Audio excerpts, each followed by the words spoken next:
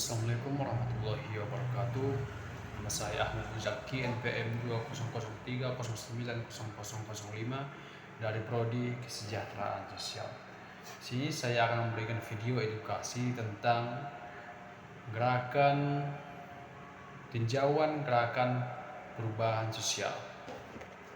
Kita ketahui bahwa sejarah diwarnai oleh gerakan sosial yang memperjuangkan perubahan seperti gerakan hak asasi manusia, gerakan feminisme, dan gerakan buruh. Gerakan-gerakan ini menentang norma dan struktur yang tidak adil, mendorong reformasi dan kemajuan sosial. Gerakan sosial telah menjadi kekuatan pendorong perubahan sepanjang sejarah manusia. Gerakan-gerakan ini telah muncul sebagai respon terhadap berbagai bentuk ketidakadilan, ketidaksetaraan, dan penindasan. Mereka menantang norma dan struktur yang ada, memperjuangkan hak-hak kelompok yang terpinggirkan, dan mendorong reformasi sosial yang positif. Gerakan sosial dapat dikategorikan berdasarkan berbagai faktor seperti tujuan, ideologi, dan strategi yang digunakan. Beberapa jenis gerakan sosial yang umum terjadi meliputi gerakan hak asasi manusia. Gerakan ini bekerja memperjuangkan hak-hak fundamental dan kebebasan bagi semua orang, seperti hak atas hidup, kebebasan, dan kesetaraan. Gerakan hak manusia, hak asasi manusia, adalah gerakan sosial yang bertujuan untuk memperjuangkan hak-hak fundamental atas kebebasan bagi semua individu.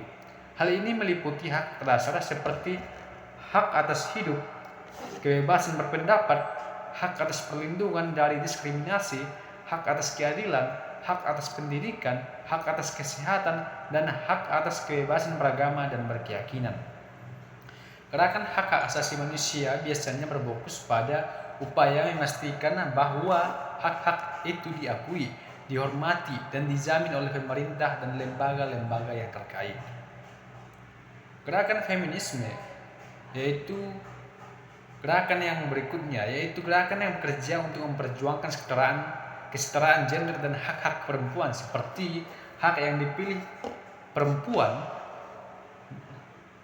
hak pilih perempuan, hak reproduksi, dan penghapusan diskriminasi gender. Gerakan feminisme adalah salah satu jenis gerakan sosial yang bertujuan untuk memperjuangkan kesetaraan gender dan hak-hak perempuan. Gerakan ini bermula dari kesadaran akan ketidakadilan sosial dan ekonomi yang dialami oleh perempuan dalam berbagai aspek kehidupan. Di antara tujuan utamanya adalah kesetaraan gender. Kemudian gerakan ketiga yaitu gerakan buruh.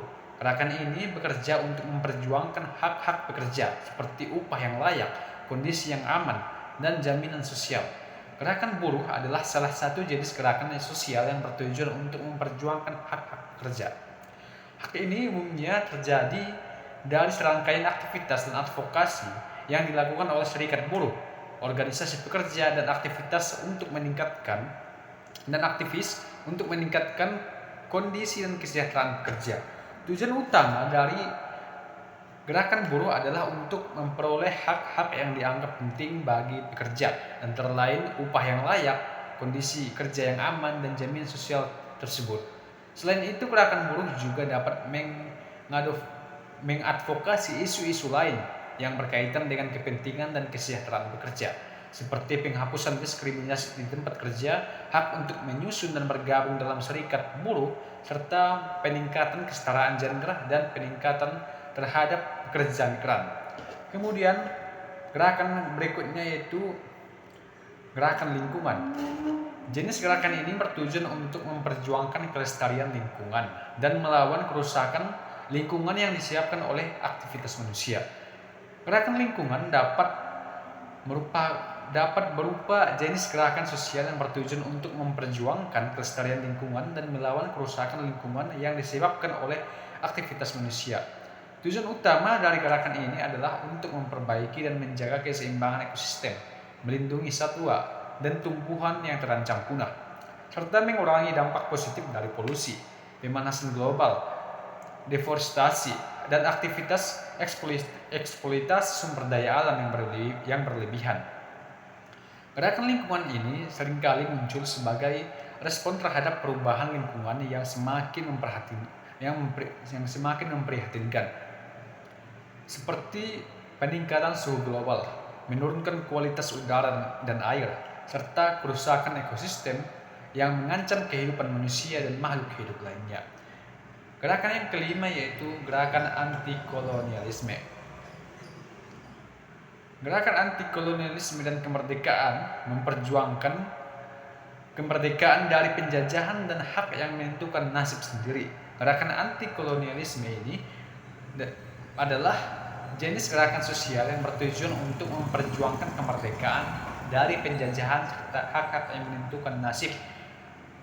Gerakan ini muncul umumnya di negara-negara yang mengalami kolonialisme, yang di dalamnya negara tersebut dikuasai atau dijajah oleh negara atau kekuatan asing.